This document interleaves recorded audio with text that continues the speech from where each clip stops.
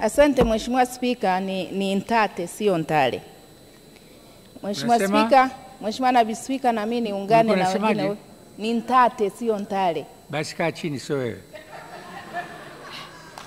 Haya, endelea.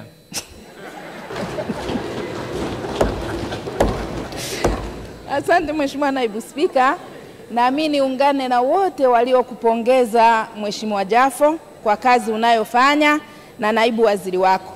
Lakini nimpongeze Katibu Mkuu wa Wizara ya Viwanda Dr. Hashri. Sisi kwa watumishi tumemwona ni simba ambaye haogopi kuachia madaraka yake. Pale alipoamua miradi mizito ya Liganga, Lichuchuma, Engaruka na kadhalika kwamba aisimamie Dr. Suleiman Serera kuwa mwenyekiti wa majadiliano. Sasa Mheshimiwa Spika, nianze na Liganga na Mchuchuma. Kwenye Liganga na Mchuchuma tumelipa fidia ya bilioni 15.4 kwa wananchi. Lakini majadiliano yanaendelea. Na Liganga na Mchuchuma ina faida nyingi kwa Tanzania. Leo hii ukiangalia Kilimanjaro Tools Machine tumeweka bilioni 4.7. Hiki ni kiwanda ambacho tumekifufua. Lakini kinatoka Liganga na Mchuchuma. Kwa hiyo mimi ni kuombe Mheshimiwa Waziri, majadiliano yafike mwisho. Na leo hii kikupendeza, basi utuambie huu mradi unaanza kazi lini. Lakini Mheshimiwa Naibu Spika, kuna Maganga Matitu. Mradi huu ni wa chuma ghafi ambao niwapongeze sana, mkataba wake umesainiwa na unaanza kuanza kazi sasa. Sasa tuone ni lini inaanza. Lakini kuna Engaruka Soda. Hii hapa nilikuwa na teta na profesa hapa, ameanza kauacha, lakini sasa tunaona unaenda. Tayari tumeshalipa wananchi bilioni 5.8 na inafurahisha sana. Lakini na wawekezaji wako tayari kuweka dola milioni 700 sawa na trilioni 1.5 hela za Kitanzania. Sasa tuombe na wenyewe uende uanze kazi mara moja.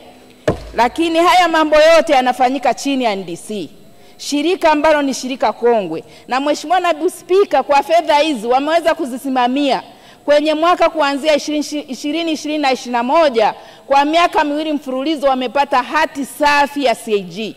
Kwa hiyo hili sio shirika la kulibeza.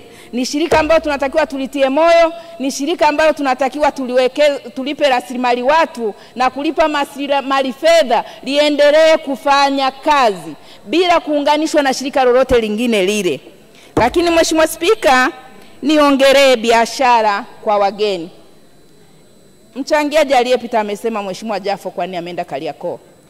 Lakini tumeona naibu waziri mkuu Dr. Biteko akiwa kwenye sherehe za kumsimika askofu. Alimwambia baba askofu, ukienda kwa upole wasipokuelewa, badilika.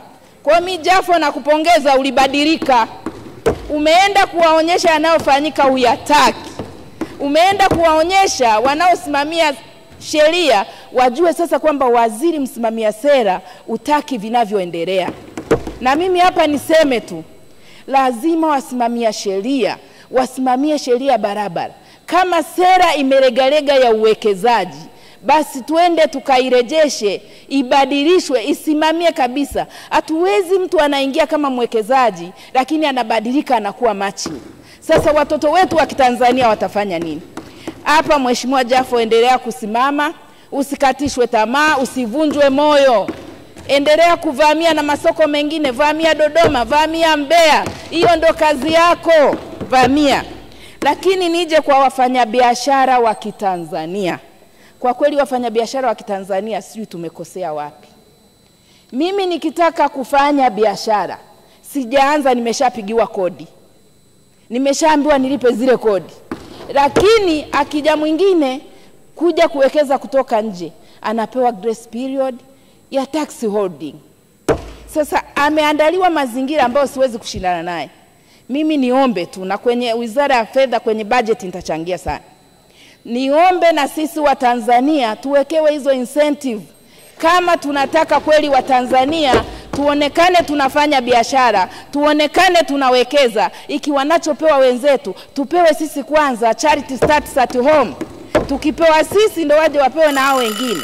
Baada ya kusema hayo, Mheshimiwa Spika, naomba kuunga hoja mkono na kubaliana na taarifa ya kamati yote. Asante. Asante.